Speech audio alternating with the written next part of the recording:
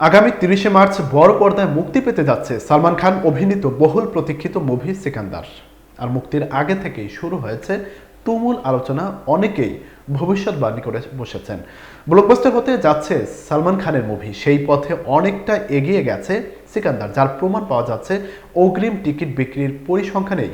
গতকাল থেকেই শুরু হয় সিকান্দার এর অগ্রিম বুকিং এবং মাত্র ১ ঘন্টার মধ্যেই বিক্রি হয়ে গেছে ৪০,০০০ টিকিট, যার মাধ্যমে অর্জিত হয়েছে ১.১৩ কোটি টাকার ব্যবসা। এই মুভির ব্লক বুকিংয়ের হিসেব অনুযায়ী অগ্রিম বুকিংয়ের মাধ্যমে ৫ কোটি টাকারও বেশি আয় করেছে সিকান্দার। প্রতিবেদন অনুযায়ী পিঙ্ক কোভিলা জানায়, যেভাবে অগ্রিম টিকিট বুকিং হচ্ছে তাতে ২ দিনের মধ্যেই প্রায় সমস্ত টিকিট বিক্রি হয়ে যেতে পারে। ধারণা করা হচ্ছে শুক্রবারের মধ্যে ৭০ থেকে ৮০% টিকিট বিক্রি হয়ে যাবে।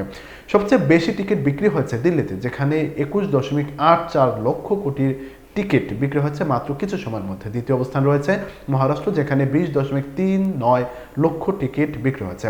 মুভিটি ভারত জুড়ে ৭,৯৫২টি স্ক্রিনে মুক্তি পাবে। আর সেন্সর বোর্ডের সিভি খুব একটা কাটছাট হয়নি, তবে কিছু দৃশ্য ঝাপসা করা এবং কয়েকটি শব্দ মিউট করা হয়েছে।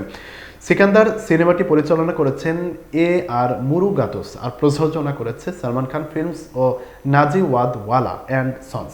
এতে সালমান খানের বিপরীতে নায়িকা হিসেবে দেখা যাবে রশ্মিকা মান্দানা।